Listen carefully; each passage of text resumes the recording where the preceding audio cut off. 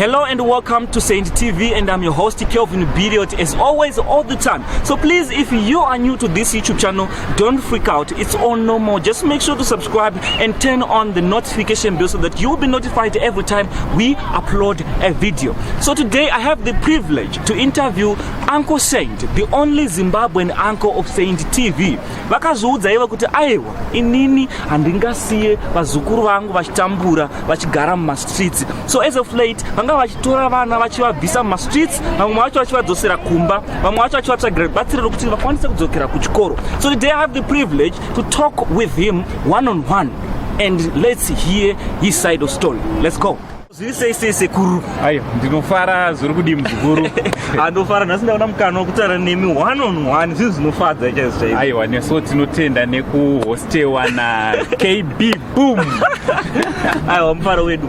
Sekuru ndine nyaya yangu yandaya nayo panapa. As of late pachannel penyu muri kuita basa hombe, basa guru rekubvisa vana kubva mumastreets. Vamwe vacho muchivadzosera kudzimba dzavo, vamwe vacho muchitotsvaga rubatsiro kuti vadzokere kuchikoro vaone pakanaka pokugara. Mungatiudzawo kuti chii chakaita kuti mutange basa iri? Right, ndichida kutanga nekucorrect. Kwete pachannel penyu, pachannel pedu. Pachannel pedu, pachannel pevanhu. Pachannel yevanhu. Iyi channel haigone kudanwa nezita remunhu. Haisi channel yenyu, channel yevanhu. Ini ndirangu zita rekuzvarwa rega nditange nekuzvintroduce. Ndinonzi Steven Feremenga Buju, handinzi Saint izita muono wakanga uripo kubva pakutanga kwechannel. Alright. Kubva channel isati yaane masubscribers, muchiono wakanga uritoripo. But chainetsa ndechekuti totanga sei. Sekuzwa kwenyu kuti Zimbabweans avafollow zvinhu zvemunhu wasingazivi. Chokwadi, icho ndo chokwadi. So what we wanted to do pakutanga ndechekuti pfungwa vision iripo, but paidiwa ma-ideas ekuti tipenetrate kuti tipindewo pamusoro. Alright.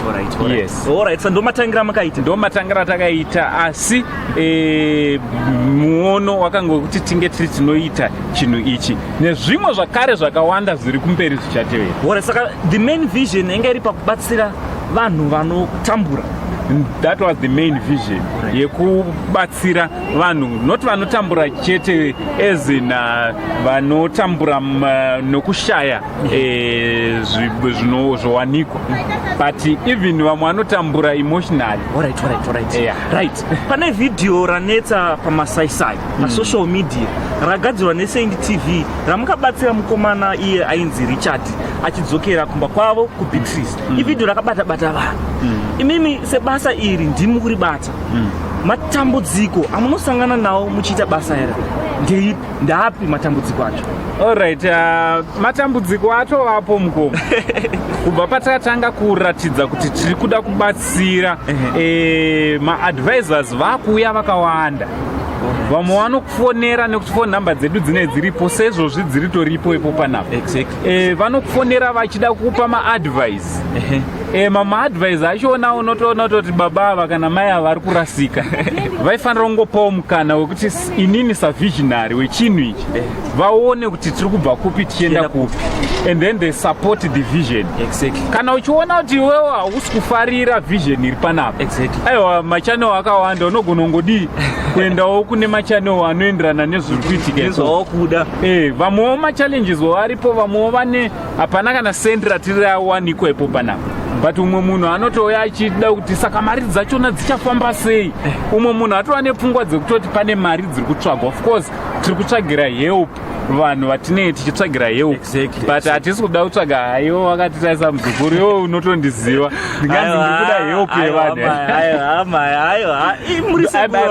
Yes, ndivazukuru vangu vakawanda, vamwewo vanotongonditengerawo madrinks kunyangwe ndisina kukumbira. Ndingazoda kutokutengerawo iwewo nechikwere chema. Aiwa tapanzwa. So chandinoda ngokurudzira vazukuru vangu ndechekuti musamhanya, mirai muone kuti vision yedu tiri kubva kupi tichienda kupi. Saka vanofanira kutora nguva yekuti vanzwisise kuti vision iri kutangira apa. Saint TV kuti chitanga zvinhu ngatitange kuziva kuti chii chinonzi Saint TV. Yes. Then vakanzwa the true definition of Saint TV, if they are going to follow and help vanenge vanzwisisa kuti zviri kutangira papi zvichienda pari.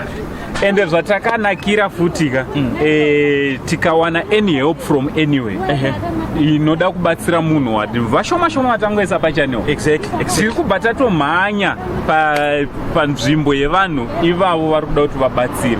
Ende tiri kuita kamavhidhios ekuona kuti zviri kufamba sei. So muri eZimbabwe mazvinzwira ivo sekuru vega vachizvitaurira kuti aiwa vision iripo ende tavanga vachikumbirisa kune mhuri yeZimbabwe kuti vanzwisisa vision iyi tabatana semhuri handi. Yeah, ndizvo. So from your host Kelvin Biriot, if you haven't subscribed to our YouTube channel, please make sure to do so and make sure to turn on the notification bell so that every time we upload a video you'll be notified. So from Biriot Kelvin, myself, with Uncle Saint, the only Zimbabwean uncle, we say much love. Peace out.